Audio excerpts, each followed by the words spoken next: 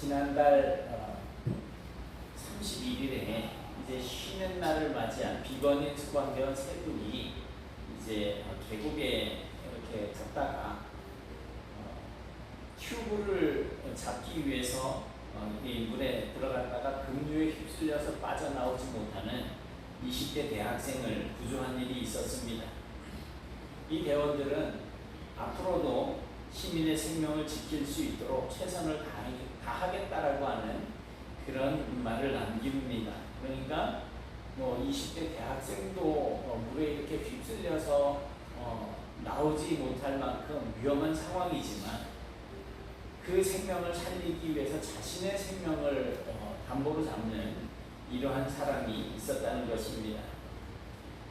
또 지난 2일에는 용두동 행정복지센터에 모자와 마스크를 뒤집어 쓴 어떤 남성이 찾아와서 자신의 신분도 밝히지 않은 채로 2천만 원이 든 종이 가방을 이제 민원대 위에 두고 사라졌다고 합니다. 그 종이 가방에는 호우 피해 이재민 도와주세요라고 하는 짤막한 사연이 담겨 있었답니다. 우리는 이런 분들을 보면 참 대단하다라고 하는 생각을 하죠. 이 세상에는 절대로 섞이거나 또 합쳐지거나 헷갈릴 수 없는 것들이 있습니다. 물론 정신이 혼란스러워서 헷갈리는 경우는 있을 수 있겠습니다. 면허를 따고 처음 이제 운전하는 초보 같은 경우에는 긴장 때문에 좌회전하는데 우회전할 수도 있을 것이고 우회전 가야 돼 하는데도 좌회전으로 가려고 할 수도 있습니다. 이렇게 좌우를 헷갈리면 이제 목적지로 가는 거리가 멀어지거나 아니면 목적지에 도착하는 시간이 훨씬 더 오래 걸릴 수가 있겠죠. 그래서 우리가 흔히 이야기하는 왼쪽과 오른쪽은 하나가 될 수가 없습니다. 그러니까 오른쪽이면서 동시에 왼쪽일 수 없다는 거예요. 그런 것은 세상에 없습니다. 우리가 사람을 볼 때에 이 얼굴을 보려고 한다면 뒤통수를 포기를 해야 되잖아요. 제 얼굴 뒤통수에서 뭐 묻었는지 혹시 보이세요? 흰머리가 몇 개나 있는지 안 보인단 말이에요. 그리고 그 사람의 뒤통수를 보려고 하면 얼굴 보는 것을 포기를 해야지 되는 거예요. 그러니까 선하면서 동시에 악한 것은 없습니다. 남자이면서 동시에 여자일 수는 없습니다. 세상은 그런데 이런 것들을 자꾸 끌어들이고 있어요. 이와 같은 이치로 하나님 편이면서 동시에 세상 편일 수는 없다는 거예요. 하나님과 세상을 겸하여서 주인으로 섬길 수 없다는 거예요. 오늘 본문 말씀에 의하면 비치면서 동시에 어둠이 될 수는 없습니다. 이러한 생각은 세상을 두 부류로 분리해서 생각을 하는 이분법적인 시각이라고 할 수 있는데, 이렇듯이 세상을 이분법적으로 나누어서 바라보는 사고방식은 이 히브리인들, 유대인들의 사고방식에서 아주 분명하게 드러나고 있습니다. 그리고 이런 사고방식은 우리 성도가 이 세상을 어떻게 살아가야 하는지에 대해서 이해하는데 큰 도움을 줍니다. 히브리인들의 이런 이분법적인 사고방식에 근거해서 예수님은 제자들에게 너희는 세상의 빛이라고 말씀을 하십니다. 그리고 이런 예수님의 말씀에 이어서 사도 바울은 너희는 빛의 자녀라고 또 그렇게 호칭하고 있습니다. 빛의 자녀라고 하는 말은 빛 대신 하나님의 자녀라고 하는 그런 뜻인데요. 그러면 빛의 자녀가 구체적으로 어떤 사람을 말하는 것일까? 우리가 빛의 자녀라면 우리도 어떻게 하라는 것일까요? 이것을 알면 우리는 이제 제대로 성도다운 삶을 살 수가 있을 것입니다. 한국교회가 급속하게 부흥을 하면서 정말 성도들의 숫자도 엄청나게 빠른 시간에 늘어나고 또 하나님을 섬기는 열정들도 굉장히 뜨거웠습니다. 그래서 이게 우리 한국교회의 부흥은 세계에서도 그 유래를 찾아볼 수 없을 만큼 아주 짧은 기간에 급속한 부흥을 이루었습니다. 그런데 이 한국교회가 그렇게 엄청난 부흥을 이루었음에도 불구하고 올바른 하나님의 자녀의 삶을 잘 알지 못해서 이 세상에, 이 어두운 세상에 빛이 되지 못한 면이 있습니다. 쉽게 말하면 교회 안에 사람이 많이 모인다고 해서 숫자가 늘어난다고 해서 교회가 빛이 되는 것은 아니라는 것입니다. 세상은 그래서 교회를 바라보면서 우리에게 빛을 기대하다가 실망해서 화가 나 있습니다. 얼마나 화가 나는지 길을 가던 중이 잘못을 했는데 욕은 목사가 얻어먹는 그런 시대가 되어버렸어요. 이에 우리는 정말 친절하고 명백한 그 하나님의 말씀을 통해서 제대로 된 하나님의 자녀의 그 삶을 이제 새롭게 출발하실 수 있기를 바랍니다. 전에도 잠깐 말씀을 드렸었는데 우리는 동서남북 중에 어디가 앞이에요? 보통 이야기하면 동서남북 중에 어디가 앞이에요? 네? 어느 쪽? 크게 얘기해 주세요. 우리 거기 저 볼륨 올라가 있는 것 좀 하나 좀 내려주시겠어요? 지금 음악 소리가 계속 나오는데 저기 저 중간쯤에 쭉 올라가 조금 올라가 있는 거 됐어요? 예, 소리 안 나요. 어디가 앞쪽이라고요? 남쪽. 왜 남쪽이 앞이에요? 맞아요. 우리나라 사람들은 남향을 선호하잖아요. 그래서 집을 지어도 남쪽을 향해서 지어놓고 그러면 북쪽은 D가 되겠죠. 우리가 남쪽을 본다면 북쪽은 D가 되겠죠. 그러면 오른쪽은 어느 쪽이에요? 서쪽이 오른쪽이 될 것이고 동쪽이 왼쪽이 되겠죠. 우리나라 사람들은 그렇게 이야기해요. 그런데 히브리인들은 해가 뜨는 동쪽을 앞이라고 생각을 합니다. 그래서 성전의 문은 해가 뜨는 그 동쪽을 향해서 있습니다. 따라서 우리가 동쪽을 바라보면서 이렇게 서게 되면 자연히 오른쪽은 어느 쪽이에요? 동쪽을 보고 있어요. 그럼 동, 서, 네? 남쪽이 오른쪽이 되는 거예요. 남쪽. 북쪽은 왼쪽이 됩니다. 그리고 해는 동쪽에서 떠올라서 이렇게 약간 남쪽으로 돌아서 서쪽으로 넘어갑니다. 그래서 산이 있을 경우 남쪽 경사면은 햇빛에 노출이 되어가지고 밝고 뜨겁습니다. 반면에 북쪽에 있는 경사면은 어둡고 습해서 그쪽에는 풀들이 잘 자라납니다. 히브리인들은 이렇게 오른쪽, 남쪽은 밝고 왼쪽, 북쪽은 어둡다라고 하는 사실에서 출발해서 온 세상을 이분법적으로 바라보는 그런 사고방식이 생겨났습니다. 그래서 빛의 그 반대 개념인 어두움은 곧 악하다라고 하는 개념과 수치스럽다라고 하는 생각을 가지고 있습니다.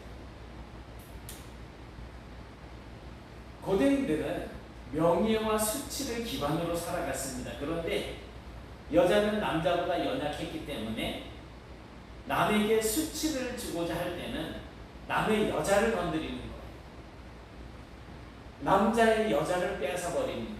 그렇게 되면 남자는 자기 여자도 보호하지 못하는 그런 남자가 되어져서 매우 수치스러운 사람이 되는 것입니다.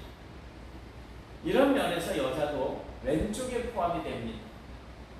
또 우리가 성경에서 보면 양과 염소를 구분을 하잖아요. 양은 어느 쪽에? 오른쪽에. 염소는 왼쪽에 둔다 그러잖아요.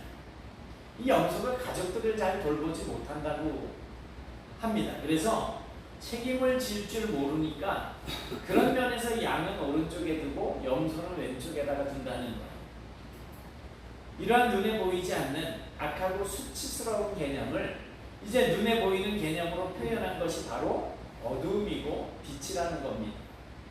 그리고 어두움은 더 나아가서 하나님 나라에 대한 반대 개념으로 그렇게 세상 나라를 뜻하게 되는 것입니다. 그래서 세상은 어두운 곳, 하나님의 나라는 밝은 곳이라고 이야기합니다. 요한복음 1장에서 예수님에 대해서 설명을 할 때에 빛이 어두움에 비추었으나 어둠이 깨닫지 못하였다 라고 말씀을 합니다. 여기서 빛이라고 하는 것은 세상을 비추는 하나님의 나라를 일컫습니다. 그리고 빛이 어두움에 비춘다라고 하는 말은 하나님의 나라가 이 세상 나라에 들어왔다는 것을 이야기하는 것입니다. 그런데 어둠이 깨닫지 못한다라고 하는 이 말 뜻은 세상이 하나님의 나라를 알아듣지 못한다. 하나님의 나라, 예수님이 가지고 오신 그 하나님의 나라를 받아들이지 못했다는 뜻입니다. 세례 요한도 이야기했고 예수님도 이야기했는데 회개하라 천국이 가까웠다라고 부르짖는단 말이에요. 그 천국이 바로 하나님의 나라. 세례 요한이 이야기하는 천국은 뭘까요? 예수님이 말하는 천국은 뭘까요? 자기 자신이 빛으로 세상에 오신 예수님 그 자신이 하나님의 나라로 이 땅에 오셨다는 거예요. 그런데 이 세상은 어둠이 가득한 이 세상은 하나님의 나라로 오신 예수님을 받아들이지 못했다는 말입니다. 빛은 하나님이고 또 빛은 하나님의 나라입니다. 그 빛이 세상 나라를 비추어서 세상 나라에 하나님의 나라를 드러낼 때에 세상에 빛이 될 수 있는 것입니다. 그런데 우리가 세상의 빛이라고 하는 이 말은 우리에게는 빛이 없는데 억지로 세상을 비추려고 노력하고 희생하고 모범을 보여야 된다고 하는 뜻은 아니에요. 그냥 남들에게 보이기 위해서 희생하고 헌신하고 수고하라는 것이 아닙니다. 그런 것은 다분하게 유교적인 개념이에요. 유교적인 개념. 그리고 인간의 가치와 개성만을 존중하는 인본주의적인 생각이라는 것입니다. 사람이 어떤 문제를 앞에 놓고 스스로 참고 손해를 보려고 한다면 얼마나 힘들고 괴롭겠습니까? 쉽게 얘기해서 치킨이 있어요. 다리가 2개 있고 날개가 2개 있고 가슴이 팍팍한 살이 이렇게 있는데 3명이서 먹어야지. 그럼 누군가는 다리를 하나 못 먹을 거 아니에요. 근데 다리가 맛있잖아요. 퍽퍽하지도 않고 날개도 또 괜찮아요. 그런데 가슴살을 먹으려면 다리 먹은 사람은 누군가는 가슴살을 먹어야지 되잖아요. 속상하겠죠. 저는 안 그런데 그럴 수도 있다라는 것을 말씀을 드리는 거예요. 그러니 내가 양보하고 내가 참고 내가 손해를 보려고 하는 그런 삶을 산다는 것은 참 쉽지 않은 일입니다. 힘든 일입니다. 그러다 보니까 내가 희생했잖아. 내가 양보했잖아. 내가 손해봤잖아. 너는 나의 그 수고를 알아줘야지.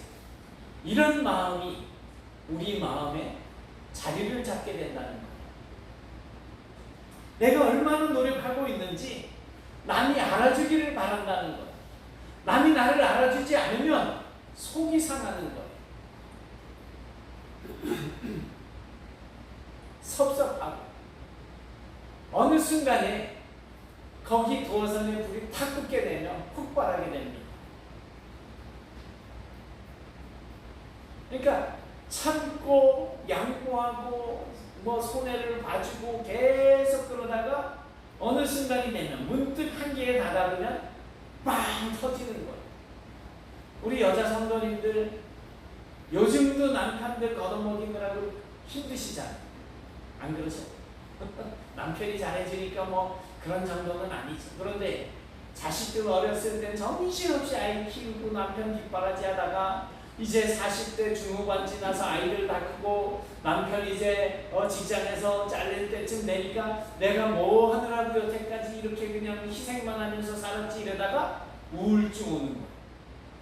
그러다 보면 남편 꼬라지도 보기 싫고 왜 안 나가고 집에만 있는지, 왜 하루에 3끼 밥을 다 챙겨 먹는지, 3끼만 먹어요?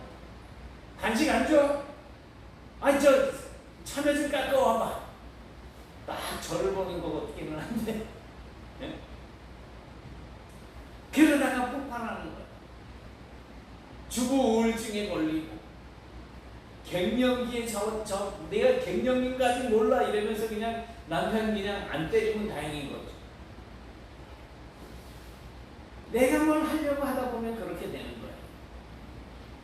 그런데 만약에 하나님의 나라가 내가 참고 손해보고 그냥 희생만 해야지 되는 그런 것이라고 한다면 정말 여러분들 그런 곳에서 영원히 살고 싶으신 마음이 있겠습니까? 영원히 기쁘고 즐겁고 행복해야지 되는데 손해보다 어느 순간에 그냥 빵 터져버리면 그게 하나님의 나라일까요? 내가 잠시 희생하는 것도 힘든데 어떻게 영원한 하나님 나라에서 영원히 그렇게 힘든 삶을 살 수가 있겠어요? 그래서 나에게 없는 빛을 억지로 만들어서 세상을 향해서 비치려고 하다 보니까 그때부터는 신앙생활이 고행입니다. 고행. 이런 의미에서 보면 또 신앙생활을 고행하는 것처럼 하게 되다 보면 불교적인 삶이 되는 거예요. 참아야 하느니라. 참아야 하느니라. 그러다가 이제 머리 감고 그냥 들어가서 목탁 두드리는 그런 수준까지 참아야지 된다라고 생각을 하는 거예요. 그런데요, 그런 삶은 예수님께서 말씀하시는 세상의 빛이 아닙니다. 마태복음 5장 14절 15절에서 보면 이런 말씀이 있어요. 너희는 세상의 빛이라. 산 위에 있는 동네가 숨겨지지 못할 것이요 사람이 등불을 켜서 말 아래에 두지 아니하고 등경 위에 두나니 이러므로 집안 모든 사람에게 비치느니라. 빛은 비춰지는 거예요. 제가 어렸을 때만 해도 등화관제라는 게 있었잖아요. 그래서 밤에 이제 등화관제 사이렌이 울리면 집안에 있는 불을 다 끄든지 아니면 담요로 창을 싹 가려가지고 빛이 새 나가지 않도록 그렇게 했잖아요. 만약에 전쟁이 나서 적의 공습이 시작이 되어질 때에 비행기가 이렇게 날아가다 저 밑에 빛이 보이면 거기가 폭격 대상이 되잖아요. 그래서 빛이 새어나가지 않도록 불빛을 가리거나 불을 끄는 훈련을 하는 게 바로 등화관제 훈련이었었어요. 캄캄한 밤에 아무것도 보이지 않는 칠흑 같은 그런 어둠이 있는 곳에 저 언덕 위에 산 위에 있는 동네에 불이 켜져 있다고 한다면 멀리서도 잘 보일 거예요. 이처럼 빛이라고 하는 것은 숨기려고 해도 숨겨지지 않는 것입니다. 그리고 이 빛이라고 하는 것은 어떤 노력의 결과가 아니라 필연적이라는 것입니다. 세상의 빛은 내가 노력을 해서 되어질 수 있는 것이 아닙니다. 빛이신 하나님의 백성이 되어져서 자연적으로 하나님의 빛을 받아서 반사하는 그러한 존재가 된다는 것입니다. 그렇기 때문에 우리 성도들이 해야지 될 일은 선한 일을 행해야 되는 것이 아니고요. 빛이신 하나님 나라의 백성이 되어야지 된다는 것입니다. 하나님 나라의 백성. 진정한 하나님의 백성. 세상은 우리에게 선행을 요구합니다. 가끔 교회에 와서 한 푼 줍쇼 이래요. 근데 사실 멀쩡한 젊은 사람이 꾀재재한 모습을 하고 와요. 가서 일을 하지 이게 뭐 하는 짓입니까? 그러면 제가 허리가 아팠어. 근데 보면 허리가 안 아픈 거거든요. 못 줍니다, 안 줍니다. 그럼 이 사람들이 하는 소리가 뭐라 그랬느냐 하면 교회가 그런 일 해야지 뭘 하려고 그러느냐고 이런 이야기를 해요. 교회가 멀쩡히 일해서 잘 먹고 잘 살 수 있는 사람들 일 안 하는데 그냥 먹고 살라고 도와주는 게 교회가 아니에요. 성도는 그런 일을 하는 사람들이 아닙니다. 선행이라고 하는 것은 내가 수고하고 내가 노력해서 만들어지는 것이 아닙니다. 그렇기 때문에 어떤 의미에서 선행은 나의 의를 만들어내려고 하는, 나의 의를 나타내려고 하는 나의 어떤 행위예요. 내가 선한 행위를 하려고 자꾸 뭔가를 만들고 뭔가를 하려고 한다는 것은 나의 의를 나타내려고 하는 결과일 수 있다는 것입니다. 그러다 보니까 잘못된 결과를 만들어낼 수도 있어요. 잘못된 결과. 분명히 나는 선한 의도로 하는데 저 사람은 나의 행동 때문에 상처를 입게 되는 경우가 있다는 거예요. 따라서 하나님은 우리에게 선행을 요구하는 것이 아닙니다. 우리가 예수 그리스도로 말미암아서 하나님 나라의 백성이 되었잖아요. 그러니까 하나님 나라의 백성으로서 궁극적인 선이신 하나님의 그 말씀과 하나님의 뜻대로 살아야 할 것을 하나님은 우리에게 요구하고 계시는 거예요. 우리가 선행을 하라는 것이 아니라 내 말대로 살라고 말씀을 하고 계시는 거예요. 우리가 오직 하나님의 말씀과 하나님의 뜻을 따르는 진정한 하나님의 백성의 삶을 살아가게 될 때에 세상 사람들은 우리를 보면서 저 사람들 정말 선한 사람들이라 평가하게 될 것입니다. 우리가 난 착한 사람이야. 나는 저 사람하고 달라. 그러니까 나를 좀 봐줘 라고 하는 그런 삶이 아니고 하나님의 말씀대로 순종하는 삶을 살려고 할 때, 그리고 그 말씀을 따르는 삶을 살 때 비로소 세상 사람들은 내토교회 아무개, 내토교회 성도들 정말 선한 사람들이야 라고 자연스럽게 우리가 하는 행동들이 선행으로 보이게 된다는 것입니다.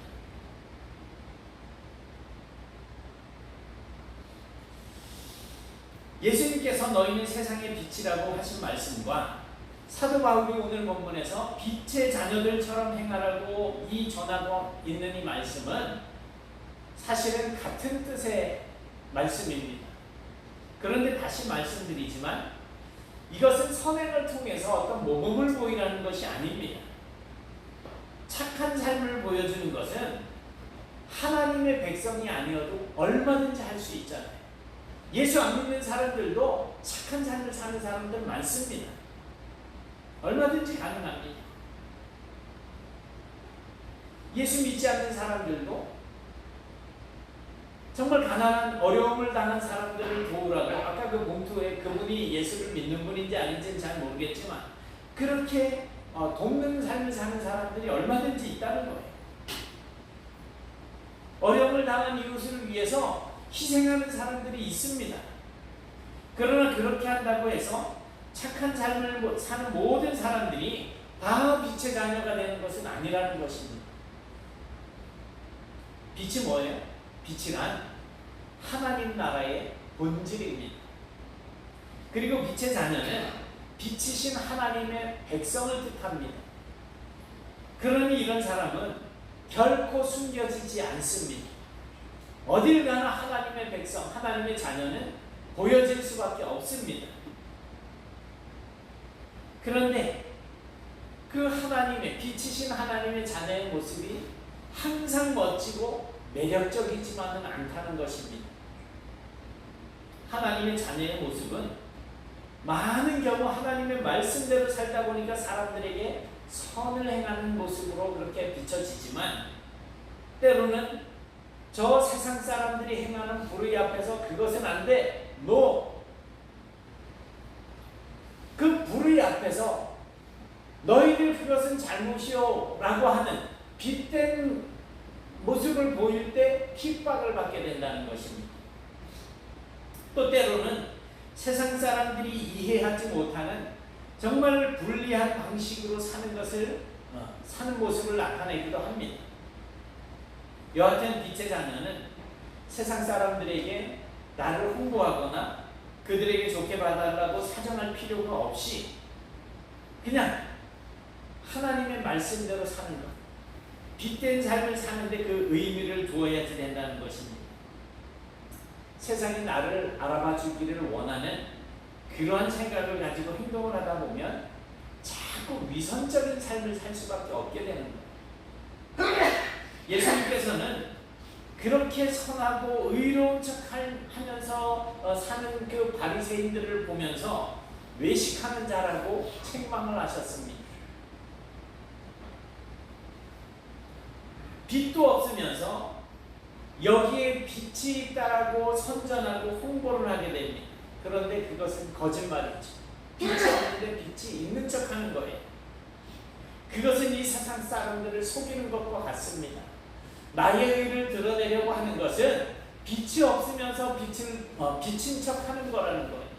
하나님의 말씀을 순종하지 않는다면 우리는 절대 빛일 리가 없습니다. 빛이 될 수가 없습니다. 빛을 발할 수가 없습니다. 그러니 우리가 하나님의 말씀대로 살지 않으면서 세상 사람들에게 나는 선한 사람인 척 하는 것은 위선적인 삶을 사는 사람입니다. 외식하는 사람입니다. 거짓말쟁이. 어렸을 때 지금의 그 남천교회가 아니고 남천약국자. 남천약국이 조금 더 위쪽에 있었는데 지금 이제 복개천 있는 쪽에 이제 자리를 잡고 있잖아요. 그리고 종로약국 뭐 이쪽에 그 앞에는 이제 좀 이제 차들이 좀 다닐 만큼 좀 넓은 길이 넓지는 않았지만 그리고 개천이 있었고 저쪽에 이제 이렇게 축배를 쌓아놓고 저 중앙시장 이제 그쪽에서 막 오물들이 이제 막 쏟아져 나오는 거죠. 그러니 그 개천은 완전히 썩은 것 같은 그런 모습을 가지고 있었는데 거기를 지금 뚜껑으로 싹 덮어놓고서는 도로를 만들어 놓은 거 아니에요. 제가 이제 그 앞을 이래 지나서 제천역 앞에 있는 그 시장 안에 지금은 이제 외삼촌이 돌아가셔가지고 식당을 안 하는데 거기 삼겹살도 팔고 이러던 식당을 했었어요. 입구에서 왼쪽으로 입구로 들어가면서 시장 입구로 역 앞에 시장 입구로 들어가면서 왼쪽에 이 거의 한 구역이 저희 외갓집 건물이었었는데 야곱야곱 팔고 이제 마지막 살던 그 지퍼만 이제 남겨놨었어요. 그 집에 가기 위해서 그 남천약국 앞으로 이렇게 가다 보면 약장수들이 이제 약을 파는 경우들이 있습니다. 그러다가 저쪽에 그때 주물공장 손 만들고 그랬던 데도 있고 있는데 서커스 단들도 와서 가끔 이제 공연을 하고 그러던 적도 있었는데 이 약장수들이 가끔 원숭이를 앞에 놓고 이 원숭이가 노래를 한다 이거예요. 이게 가능한 일이에요. 그리고 또 어떤 그 상자를 이래놓고 이 안에 머리 둘 달린 뱀이 있는데 좀 있으면 이 뱀을 보여주겠다 이러면서 결국 원숭이 노래하는 거 한 번도 못 봤고 뱀 머리 2개 달린 이 쌍두사를 본 적이 한 번도 없어요. 그런데 그게 궁금해가지고 아직같이 거기 앉아있는 거예요. 그냥 발이 저린데도 이래가면서 앉아있는 거예요. 그 뱀 한 번 보려고 원숭이 노래 한 번 들어보려고.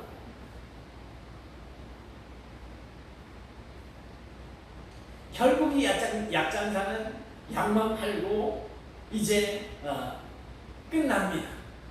그래서 저는 실망하죠. 지금 그 누가병원 있는 그쪽에서도 약장수들이 가끔 그렇게 많이 이제 했던 기억이 있어요. 하나님의 백성들이 이 약장수처럼 세상 사람들에게 실망을 안겨주면 안 됩니다. 나는 빛이야. 내 안에는 빛이 있어라고 이야기하면서 사람들에게 빛을 보여주지 않으면 세상 사람들은 실망하지 않겠습니까? 세상 사람들은 우리를 통해서 하나님의 나라를 보기를 원합니다. 그러므로 우리가 해야 할 일은 우리가 먼저 진짜 하나님의 백성이 되어서 하나님의 나라를 저 사람들에게 나타내 보여주어야지 되는 것입니다. 그게 우리의 진정한 삶이 되어야지 되는 거예요. 빛의 자녀란 바로 하나님의 백성을 뜻합니다.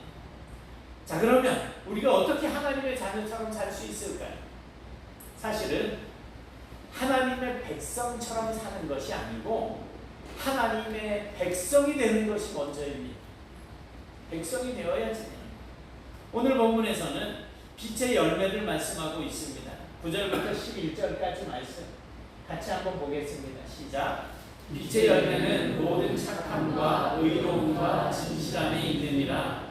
주를 기쁘시게 할 것이 무엇인가 시험하여 보라. 너희는 열매 없는 어둠의 일을 참여하지 말고 도리어 책망하라. 아멘. 빛의 열매는 모든 착함과 의로움과 진실함에 있다고 말씀하고 있습니다. 이것은 단순히 나 스스로 착하고 나 스스로 의롭고 나 스스로의 진실함이 아니고 세상이 알 수 있고 세상에 보여질 수 있는 것이어야지 된다는 것입니다. 누가 봐도 우리를 보고 저 진실하다, 저 착하다 이렇게 보여져야지 된다는 거예요. 마치 노래를 부를 수 없는 원숭이처럼 세상에 있는 하나님의 자녀들이 세상을 향하여서 아무것도 보여줄 수 없고 어떤 영향력도 미치지 못한다고 한다면 아무런 쓸모가 없는 겁니다. 우리가 하나님의 자녀라고 하면서 하나님의 말씀대로 순종하지 못하고 산다면 하나님 나라에 쓸모없는 사람 아니겠습니까?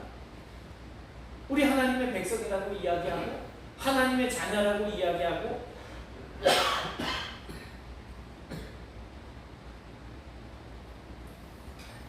예수는 나의 구세주고 하나님은 나의 아버지라고 그렇게 부르고 있잖아요.